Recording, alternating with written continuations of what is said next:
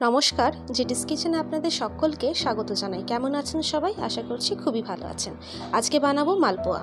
তার জন্য একটা পাত্রে নিয়ে নিলাম ময়দা 2 কাপ। এই কাপের মেজারমেন্টেই সব কিছু নেব আমরা, এবং এই কাপেরই 2 কাপ দিয়ে দেব সুজি, আর দেব হাফ কাপ নারকেল গুঁড়ো, দিয়ে দিলাম কিছুটা কালো জিরে। এখানে শুকনো খোলায় ভেজে নেব 1 চামচের মতো পানমৌরিটা ভেজে যদি একটু গুঁড়ো করে দেওয়া হয়, গন্ধ বলুন বা খেতে বলুন কম যায় না, দারুণ লাগে। এটাকে আমি চাকি বেলনের সাহায্যে জাস্ট একটু গুঁড়ো করে নেব। একদম গুঁড়ো করার দরকার নেই, যেন একটু একটু গোটা ভাবও থাকে। আপনারা চাইলে হামালদিস্তাতেও করে নিতে পারেন। এবার এটাকে গুঁড়ো করে নিয়ে দিয়ে দেব ময়দাটার মধ্যে। এখানে দিয়ে দিলাম সেই কাপের 1.5 কাপ চিনি। যেহেতু আমরা রসের মধ্যে ফেলবো না, তাই দিয়ে দিলাম 1.5 কাপ চিনি। ভালো করে মিক্স করে নিলাম। দিয়ে দিলাম কিছুটা নুন। আমার না পাত্রটা অনেকটা ছোট মনে হচ্ছিল, তাই আমি আরেকটা বড় পাত্র নিয়ে তার মধ্যে ঢেলে নিলাম, কারণ এটাতে তো দুধ দিতে হবে, তাই পরিমাণটা বাড়বে। সেই কাপেরই দুধ দিলাম 3 কাপ। আমার 3 কাপে হয়ে গেছিলো।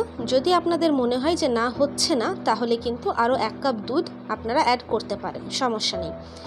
কিন্তু কনসিস্টেন্সিটা দেখে নেবেন কেমন প্রয়োজন, আমাদের একটু গাঢ় গাঢ় হবে।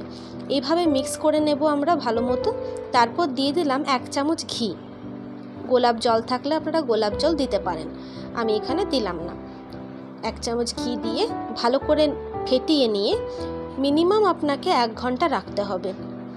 যদি তাও সময় না থাকে, আধ ঘন্টা তো রাখতেই হচ্ছে। চলুন কনসিস্টেন্সিটা দেখে নেন। তারপর আমরা তেল গরম করে এক এক করে ছেঁকে তুলব। আমার এই ছোট্ট চ্যানেলে যারা নতুন, অনুরোধ থাকবে চ্যানেলটা সাবস্ক্রাইব করে পাশে থাকা বেল আইকনটা ক্লিক করে অল নোটিফিকেশনটাকে অন করে দেবেন। দেখবেন 30 সেকেন্ড পর মালপোয়াটা কড়াইটা ছেড়ে উঠে আসবে এবং বলের মতো, বোমের মতো ফুলে ফুলে যাবে। তাই আপনারা চাইলে একটু করে ওপরে তেলের ছিটে দিতে পারেন, তাহলে আরও একটু বেশি ফুলতে পারবে। এবার উল্টে পাল্টে নিয়ে ভালো মতো ভেজে তুলে নেব। প্রত্যেকটা মালপোয়া দেখতে হবে যেমন একটা চপ খাচ্ছেন সেই রকম। আর পরের ভিডিওতে কিসের রেসিপি দেখতে চান সেটা কিন্তু জানাতে ভুলবেন না। আর রেসিপিটা ভালো লাগলে একটা লাইক করবেন, কমেন্ট করবেন, পরিবারের সাথে শেয়ার করবেন। এইভাবে প্রত্যেকটা মালপোয়া কিন্তু আমি ছেঁকে তুলব। আমি এখানে ছোট ছোট করছি, ছোট হাতার সাহায্যে দিচ্ছি। আপনারা চাইলে বাটির সাহায্যে কিংবা বড় হাতার সাহায্যে দেবেন। যত বড় হাতা বা বাটি ইউজ করবেন ততটাই বড় হবে। আমি ছোট হাতা ইউজ করেছি, তাই ছোট ছোট চপের মতো হয়েছে।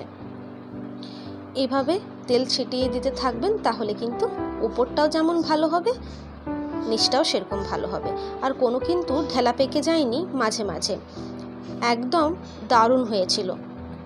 পুরো লেয়ারের এত দারুণ খেতে হয়েছে, বলে বোঝাতে পারবো না। আপনারা একবার করে দেখুন, খেয়ে দেখুন, তাহলেই বুঝতে পারবেন কতটা সুস্বাদু এই মালপোয়াটা হবে।